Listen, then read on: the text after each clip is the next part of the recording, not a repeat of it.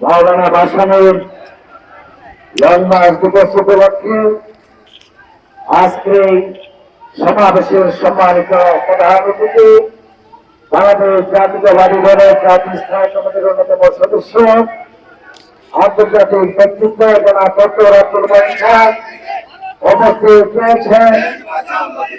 বিএনপির চেয়ারপারসনের উপদেষ্টা এই মুক্তিযোদ্ধা জনাব আব্দুল সালাম, আজকে সভার সভাপতি সাংবাদিক মোস্তফা জামাল মজুমদার সহ সবাইকে জাতীয়তাবাদী সাংস্কৃতিক দলের পক্ষ থেকে আজকে এই সুন্দর সমাবেশ আয়োজন করার জন্য আমি ধন্যবাদ জানাই।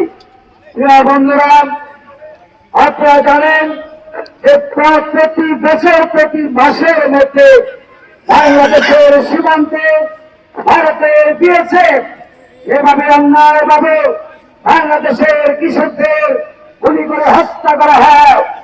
গত 17 বছর শেখ হাসিনার রাতজানা পরাষ্ট্রনীতির কারণে বাংলাদেশের সীমান্তে অসংখ্য লোককে হত্যা করা হয়েছে।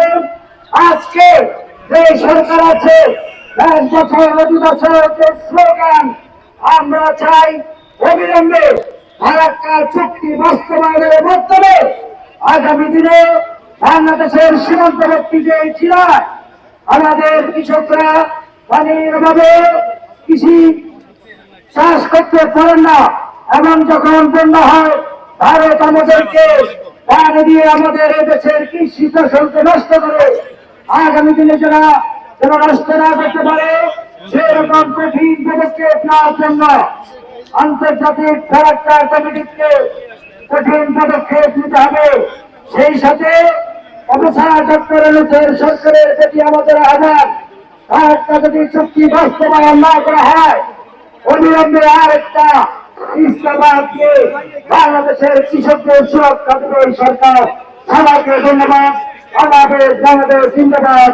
বাংলাদেশ জাতীয়তাবাদী সাংস্কৃতিক দল জিন্দাবাদ।